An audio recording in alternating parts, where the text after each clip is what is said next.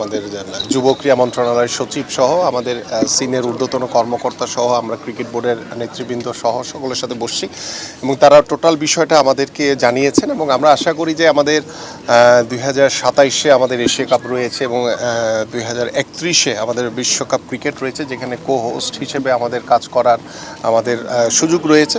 তো সেই চিন্তাভাবনা করে আমরা আশা করছি যে ফার্স্ট ফেজে ক্রিকেট বোর্ড নিজেরাই তারা এই কার্যক্রমটি শুরু করবে। পাশাপাশি আমাদের সরকারের পক্ষ থেকে আমাদের যা যা করণীয় আছে আমরা একটি পরিকল্পনা মাফিক ভাবে সুন্দরভাবে আমরা এগোতে চাই, কারণ এটি নিয়ে যাতে আর কোনো নাটক তৈরি না হয় এবং সকল নাটকের অবসান শেষে আমরা এই পূর্বাঞ্চলে একটি ক্রিকেট স্টেডিয়াম পাশাপাশি মাল্টিপারপাস বিভিন্ন স্পোর্টসের যে সুযোগ সুবিধা নিশ্চিত করার জন্য যা যা করণীয় আছে আমরা এটা আনুষ্ঠানিকভাবে সরকারের পক্ষ থেকে সেই পদক্ষেপগুলো আমরা খুব দ্রুত সময়ের ভিতরে নিব ইনশাআল্লাহ। ঠিক আছে, থ্যাংক ইউ। জাস্ট একটা প্রশ্ন আপনাকে, সেটি হচ্ছে কি আমরা জানি যে ইতিমধ্যে প্রায় 80 কোটি টাকা খরচ করে এই মাঠের একটা ডিজাইনও করা হয়েছে।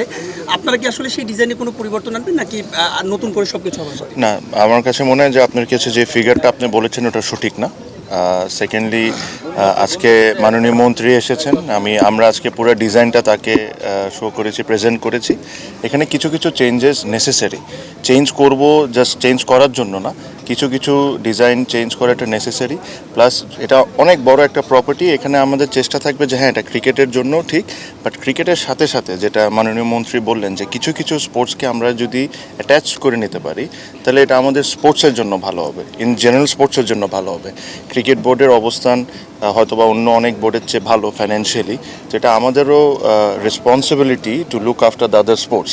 আর এই জিনিসটা আমাদের মাননীয় মন্ত্রী খুব জিনিসটা সুন্দর করে প্রেজেন্ট করে বলেছেন যে আসলে কোন কোন স্পোর্টসকে যদি আমরা এই ফেসিলিটিস মধ্যে আনতে পারি তাহলে এটা আমাদের স্পোর্টসের জন্য ভালো হবে। তো আমরা যারা আমাদের এটা ডিজাইন করেছেন তাদের সাথে আলোচনা করব, যদি দরকার হয় অন্য কারোর সাথে যদি কথা বলার দরকার তাদের সাথে আলোচনা করে এনএসসির সাথে একসাথে মিলে, কারণ এখানে সরকারের অনেক বড় ইনভেস্টমেন্টের দরকার পড়বে যদি আমরা একটা বড় স্টেডিয়াম করতে চাই। তো আমরা দুজনের সাথে একসাথে মিলে খুবই দ্রুত যা যা নেসেসিটি চেঞ্জেস করার দরকার ওগুলো করে নিব।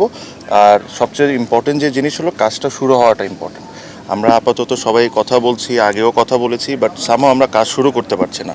বাট আমাদেরকে একদম স্ট্রিক্ট ইনস্ট্রাকশন ওনার তরফ থেকে এসে গেছে দ্রুত এটা নিয়ে বসে দ্রুত কাজ শুরু করে দেওয়া।